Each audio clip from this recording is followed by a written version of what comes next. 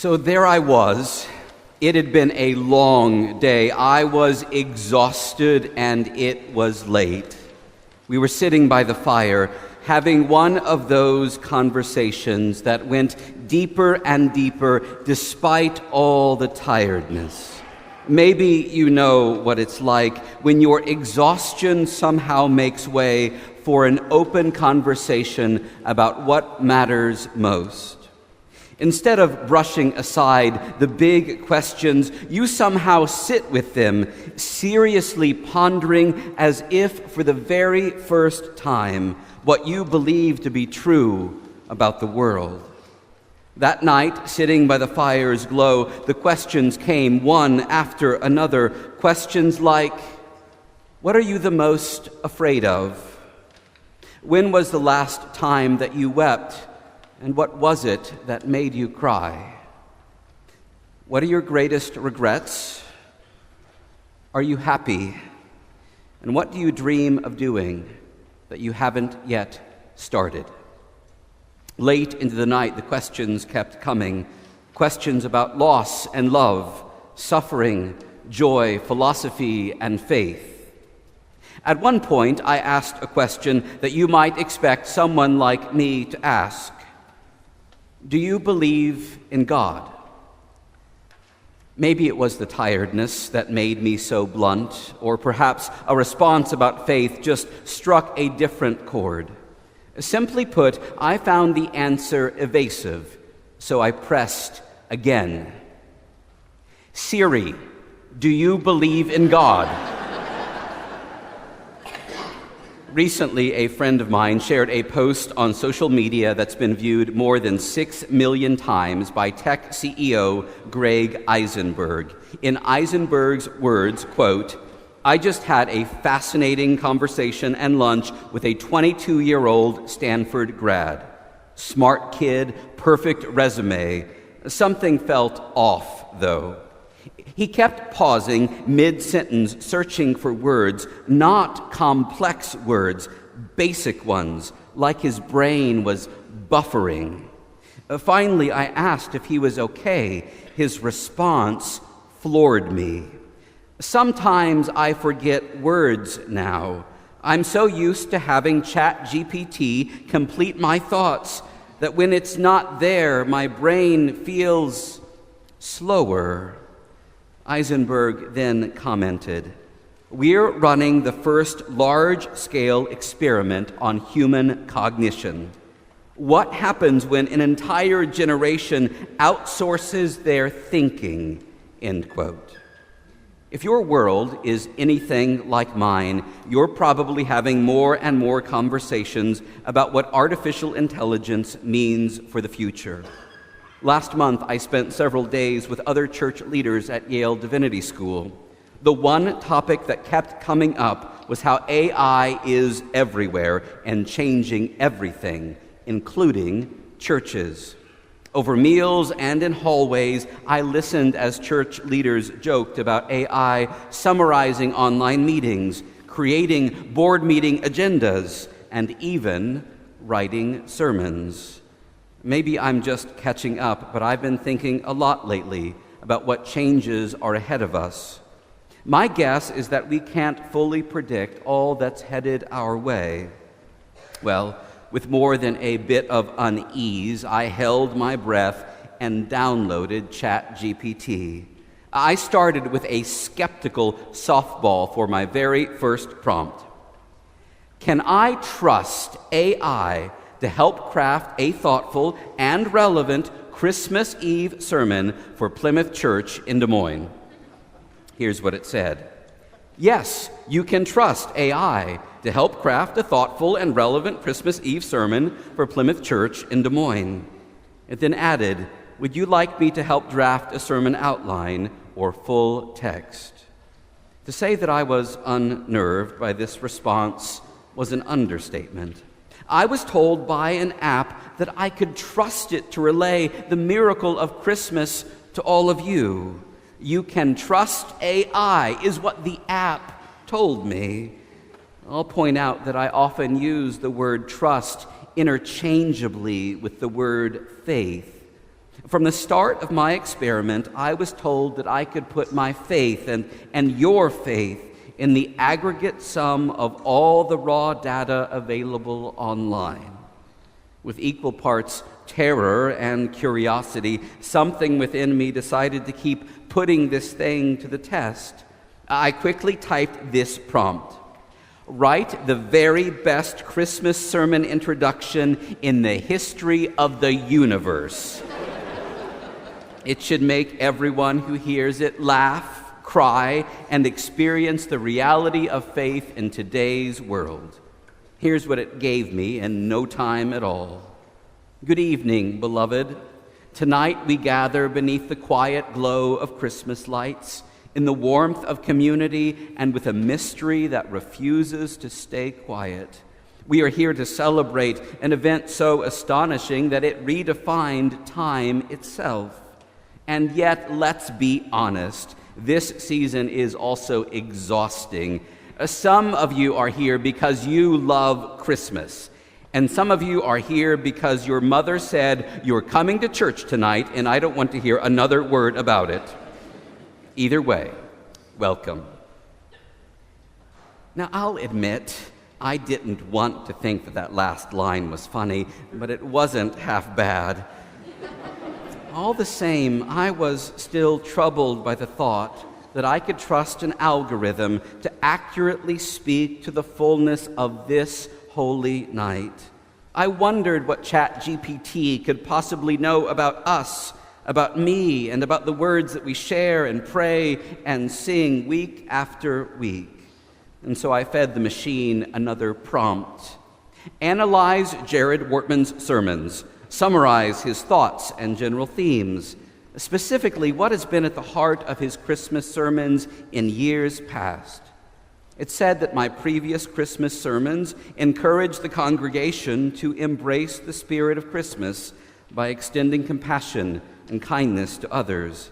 It added that I spoke about the challenges faced by individuals and communities and how the message of Christmas offers solace and inspiration to overcome adversity.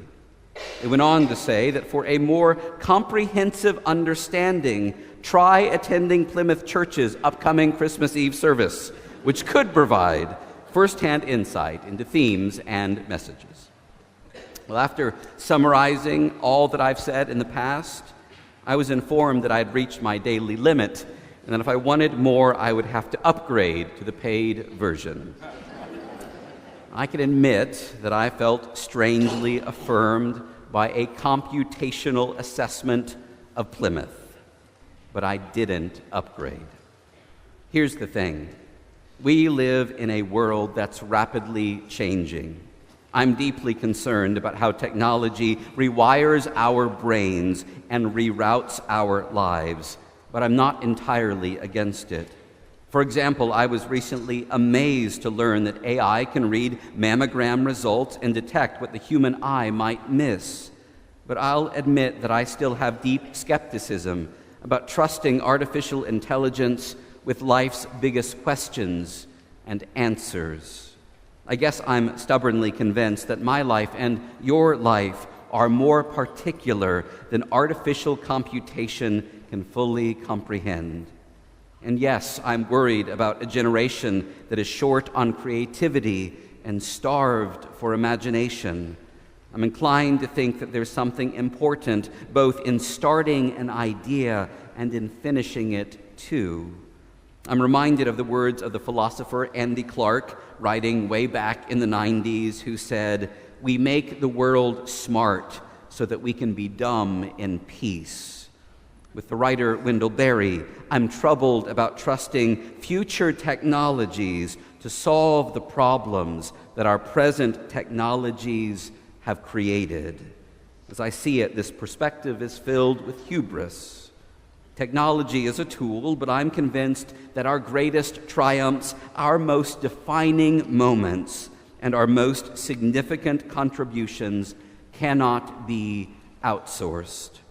And that's what the birth of Jesus is teaching me this year. Real life, abundant life, isn't just about having all the answers, spitting them out with robotic precision. Wonder and awe are not premised on speed and predictability. Often, wonder and awe are an evolving discovery process found in the ordinary events that we don't always see coming.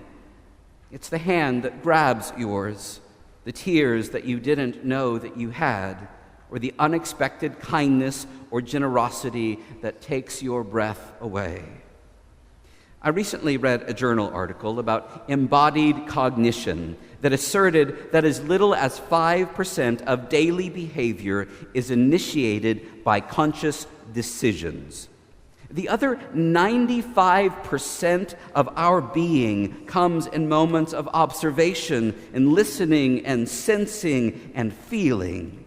In other words, the vast majority of being human is found in taking in the world around us, the beauty, and the pain, the joy, the wonder, the fragile, and the ordinary. In Luke's gospel, this is precisely where God shows up in the flesh. Divinity meets humanity not as a comprehensive list of rules and ready-made answers. Rather, Jesus is born into an ordinary place among ordinary people.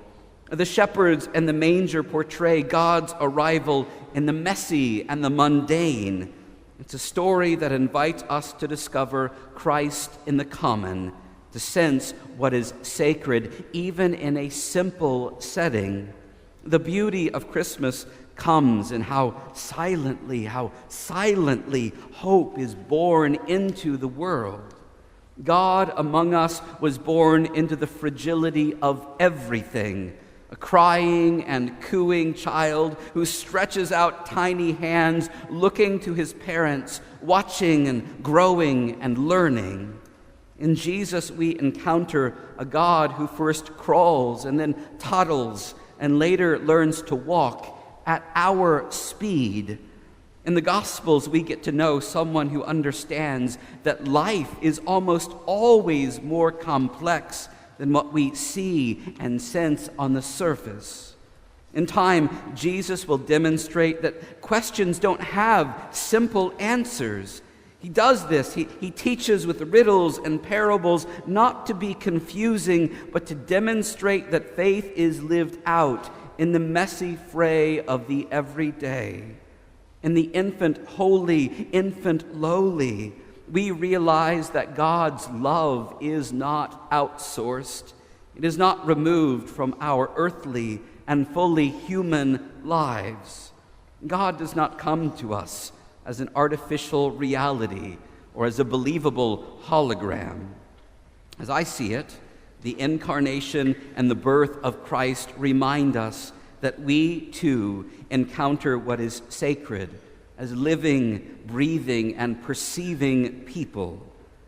I mean it when I say that when we dim the lights and take light from a single candle and pass that flame from person to person to person to person, I feel something that defies rationalization or succinct computation. Christmas Eve is a night when I feel all the feels. Maybe I'm wrong, but I don't think that ChatGPT could possibly know that I've been on the verge of tears every Christmas with you when I raise my candle and sing with the people that I love and care so much about. On this holy night, I trust I will sense something sacred all over again, smack dab here in the ordinary, when we hold lights and sing out in the darkness. The light around us creates something of a halo, giving our human faces a holy glow. Call it Christmas magic, call it miraculous, call it as you see it and sense it. But my faith and trust are nourished when we make this place of sanctuary warmer and brighter as a people trusting in something that's far bigger than ourselves. For me, and maybe for you too, I trust that no matter how hard the world gets, the hope that we hold in our hands and in our hearts and share with each other really is resilient enough to get us through whatever's coming our way. In the tiredness of this day, in this 11th hour, and despite the exhaustion, let us now find some warmth in the firelight that's at hand. Let us now hold what matters most. Let us sit with and ponder all our deepest questions, even those that we're still wrestling with and discovering and don't yet know how to answer. Questions about faith and suffering, questions about our hopes and our dreams.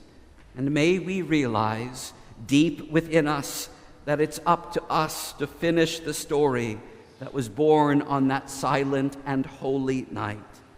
This work was not and cannot be outsourced because it's real. In this I trust. Amen.